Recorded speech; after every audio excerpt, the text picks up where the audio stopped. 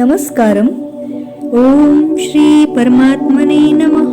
अथ षोडशोऽध्यायः। श्री भगवानुवाच अभयं सत्त्वसंशुद्धिर्ज्ञानयोगव्यवस्थितिः दानन्दमश्च यज्ञश्च स्वाध्यायस्तपार्जवम्। श्री भगवान बोले, भय का सर्वथा अभाव, अंतःकरण की पूर्ण निर्मलता, तत्व ज्ञान के लिए ध्यान योग में निरंतर दृढ़ स्थिति और सात्विक दान, इंद्रियों का दमन, भगवान, देवता और गुरुजनों की पूजा तथा अग्निहोत्र आदि उत्तम कर्मों का आचरण एवं वेद शास्त्रों का पठन पाठन तथा भगवान के नाम और गुणों का कीर्तन, स्वधर्म पालन के लिए कष्ट सहन और शरीर तथा इंद्रियों के सहित अंतःकरण की सरलता, अहिंसा सत्यम अक्रोधस् त्यागः शान्तिरपैशुनम् दया भूतेष्वलोलुप्त्वं मार्दवं ह्रीरचापलम्। मन, वाणी और शरीर से किसी प्रकार भी किसी को कष्ट न देना, यथार्थ और प्रिय भाषण, अपना अपकार करने वाले पर भी क्रोध का न होना, कर्मों में कर्तापन के अभिमान का त्याग, अंतःकरण के विपरीत अर्थात चित्त की चंचलता का अभाव, किसी की भी निंदादि न करना, सब भूत प्राणियों में हेतु रहित दया, इंद्रियों का विषय के साथ संयोग होने पर भी उनमें आसक्ति का न होना, कोमलता, लोक और शास्त्र से विरुद्ध आचरण में लज्जा और व्यर्थ चेष्टाओं का अभाव, तेज क्षमा धृति शौचम अद्रोहो नातिमानिता भवन्ति संपदं दैवीम् अभिजातस्य भारत। तेज एवं किसी में भी शत्रुभाव का न होना और अपने में पूज्यता के अभिमान का अभाव, ये सब तो हे अर्जुन दैवी संपदा को लेकर उत्पन्न हुए पुरुष के लक्षण है। दंभो दर्पो अभिमानश्च क्रोधः पारुष्यमेव च अज्ञानं चाभिजातस्य पार्थ संपदमासुरीम्। हे पार्थ, दंभ, घमंड और अभिमान तथा क्रोध, कठोरता और अज्ञान भी ये सब आसुरी संपदा को लेकर उत्पन्न हुए पुरुष के लक्षण है। दैवी संपद विमोक्षाय निबंधायासुरीमता मा शुचः संपदं दैवीम् अभिजातोऽसि पांडव। दैवी संपदा मुक्ति के लिए और आसुरी संपदा बांधने के लिए मानी गई है। इसलिए हे अर्जुन, तू शोक मत कर, क्योंकि तू दैवी संपदा को लेकर उत्पन्न हुआ है। द्वौ भूतसर्गौ लोकेऽस्मिन् दैव आसुर एव च दैवो विस्तरशः प्रोक्त आसुरं पार्थ मे शृणु। हे अर्जुन, इस लोक में भूतों की सृष्टि यानी मनुष्य समुदाय दो ही प्रकार का है, एक तो दैवी प्रकृति वाला और दूसरा आसुरी प्रकृति वाला। उनमें से दैवी प्रकृति वाला तो विस्तार पूर्वक कहा गया, अब तू आसुरी प्रकृति वाले मनुष्य समुदाय को भी विस्तार पूर्वक मुझसे सुन। प्रवृत्तिं च निवृत्तिं च जना न विदुरासुराः न शौचं नापि चाचारो न सत्यं तेषु विद्यते। आसुर स्वभाव वाले मनुष्य प्रवृत्ति और निवृत्ति इन दोनों को ही नहीं जानते, इसलिए उनमें न तो बाहर भीतर की शुद्धि है, न श्रेष्ठ आचरण है और न सत्य भाषण ही है। असत्यम् अप्रतिष्ठन्ते जगदाहुरनीश्वरम् अपरस्परसम्भूतं किमन्यत् कामहेतुकम्। वे आसुरी प्रकृति वाले मनुष्य कहा करते हैं कि जगत आश्रय रहित, सर्वथा असत्य और बिना ईश्वर के अपने आप केवल स्त्री पुरुष के संयोग से उत्पन्न है, अतएव केवल काम ही इसका कारण है, इसके सिवा और क्या है। दृष्टिं वष्टभ्य नष्टात्मानोऽल्पबुद्धयः प्रभवन्त्युग्रकर्माणः क्षयाय जगतो अहिताः। इस मिथ्या ज्ञान को अवलंबन करके जिनका स्वभाव नष्ट हो गया है, तथा जिनकी बुद्धि मंद है वे सब अपकार करने वाले क्रूर कर्मी मनुष्य केवल जगत के नाश के लिए ही समर्थ होते हैं। कामम् आश्रित्य दुष्पूरन् दम्भमानमदान्विताः मोहाद् गृहीत्वा सद्ग्राहान् प्रवर्तन्ते शुचिव्रताः।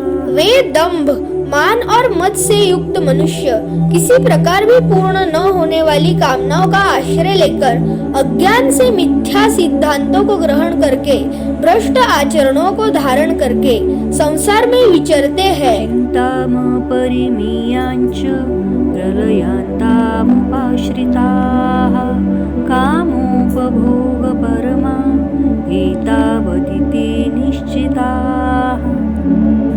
तथा वे मृत्यु पर्यंत रहने वाले, असंख्य चिंताओं का आश्रय लेने वाले, विषय भोगों के भोगने में तत्पर रहने वाले और इतना ही सुख है इस प्रकार मानने वाले होते हैं। आशापाशशतैर्बद्धा कामक्रोधपरायणाः ईहन्ते कामभोगार्थम् अन्यायेनार्थसञ्चयम्। वे आशा की सैकड़ों फांसियों से बंधे हुए मनुष्य काम क्रोध के परायण होकर विषय भोगों के लिए अन्यायपूर्वक धनादि पदार्थों का संग्रह करने की चेष्टा करते हैं। मध्यमया लब्धम् इमं प्राप्से मनोरथम् इदमस्तिदमपि मे भविष्यति पुनर्धनम्। वे सोचा करते हैं कि मैंने आज यह प्राप्त कर लिया है और अब इस मनोरथ को प्राप्त कर लूंगा। मेरे पास यह इतना धन है और फिर भी यह हो जाएगा। असौ मया हतः शत्रुर्हनिष्ये चापरानपि ईश्वरोऽहम् अहं भोगी सिद्धोऽहं बलवान् सुखी। वो शत्रु मेरे द्वारा मारा गया और उन दूसरे शत्रुओं को भी मैं मार डालूंगा। मैं ईश्वर हूँ, ऐश्वर्य को भोगने वाला हूँ, मैं सब सिद्धियों से युक्त हूँ और बलवान तथा सुखी हूँ। आढ्योऽभिजनवानस्मि कोऽन्योऽस्ति सदृशो मया यक्षे दास्यामि मोदिष्य इत्यज्ञानविमोहिताः। मैं बड़ा धनी और बड़े कुटुंब वाला हूँ, मेरे समान दूसरा कौन है। मैं यज्ञ करूँगा, दान करूँगा और आमोद प्रमोद करूँगा। अनेक चित्त विभ्रांता मोहजालसमावृताः प्रसक्ताः कामभोगेषु पतन्ति नरके शुचौ। इस प्रकार अज्ञान से मोहित रहने वाले तथा अनेक प्रकार से भ्रमित चित्त वाले मोहरूप जाल से समावृत और विषय भोगों में अन्यत्र आसक्त आसुर लोग महान अपवित्र नरक में गिरते हैं। संभाविताः स्तब्धा धनमानमदान्विताः यजन्ते नाम यज्ञैस्ते दम्भेनाविधिपूर्वकम्। वे अपने आप को ही श्रेष्ठ मानने वाले घमंडी पुरुष धन और मान के मद से युक्त होकर केवल नाम मात्र के यज्ञों द्वारा पाखंड से शास्त्र विधि रहित यजन करते हैं। अहंकारं बलं दर्पं कामं क्रोधं च संश्रिताः मामात्मपरदेहेषु प्रद्विषन्तोऽभ्यसूयकाः। वे अहंकार, बल, घमंड, कामना और क्रोध आदि के परायण और दूसरों की निंदा करने वाले पुरुष अपने और दूसरों के शरीर में स्थित मुझ अंतर्यामी से द्वेष करने वाले होते हैं। तानहं द्विषतः क्रूरान् संसारेषु नराधमान् क्षिपाम्यजस्रम् अशुभान् आसुरीष्वेव योनिषु। उन द्वेष करने वाले पापाचारी और क्रूर कर्मी नराधमों को मैं संसार में बार बार आसुरी योनियों में ही डालता हूँ। आसुरीं योनिमापन्ना मूढा जन्मनि जन्मनि मां प्राप्यैव कौन्तेय ततो यान्त्यधमां गतिम्। हे अर्जुन, वे मोड़ मुझको न प्राप्त होकर ही जन्म जन्म में आसुरी योनियों को प्राप्त होते हैं, फिर उससे भी अति नीच गति को ही प्राप्त होते हैं, अर्थात घोर नरकों में पड़ते हैं। त्रिविधं नरकस्येदं द्वारनाशनमात्मनः कामः क्रोधस्तथा लोभस्तस्मादेतत्त्रयं त्यजेत्। काम, क्रोध तथा लोभ ये 3 प्रकार के नरक के द्वार आत्मा का नाश करने वाले अर्थात उसको अधोगति में ले जाने वाले हैं। अतएव इन तीनों को त्याग देना चाहिए।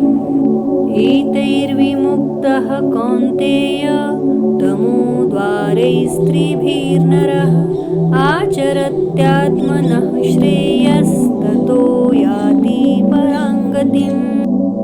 हे अर्जुन, इन तीनों नरक के द्वारों से मुक्त पुरुष अपने कल्याण का आचरण करता है, इससे वह परम गति को प्राप्त हो जाता है अर्थात मुझको प्राप्त हो जाता है। यशास्त्रविधिमुत्सृज्य वर्तते कामकारतः न स सिद्धिं वाप्नोति न सुखं न परां गतिम्। जो पुरुष शास्त्र विधि को त्याग कर अपनी इच्छा से मनमाना आचरण करता है, वह न सिद्धि को प्राप्त होता है न परम गति को और न ही सुख को ही। तस्मात् शास्त्रं प्रमाणन्ते कार्याकार्यव्यवस्थितौ ज्ञात्वा शास्त्रविधानोक्तं कर्म कर्तुमिहांसि। इससे तेरे लिए इस कर्तव्य और अकर्तव्य की व्यवस्था में शास्त्र ही प्रमाण है। ऐसा जानकर तू शास्त्र विधि से नियत कर्म ही करने योग्य है। ओम तत्सदिति श्रीमद्भगवद्गीतासु उपनिषत्सु ब्रह्मविद्यायां योगशास्त्रे श्रीकृष्णार्जुनसंवादे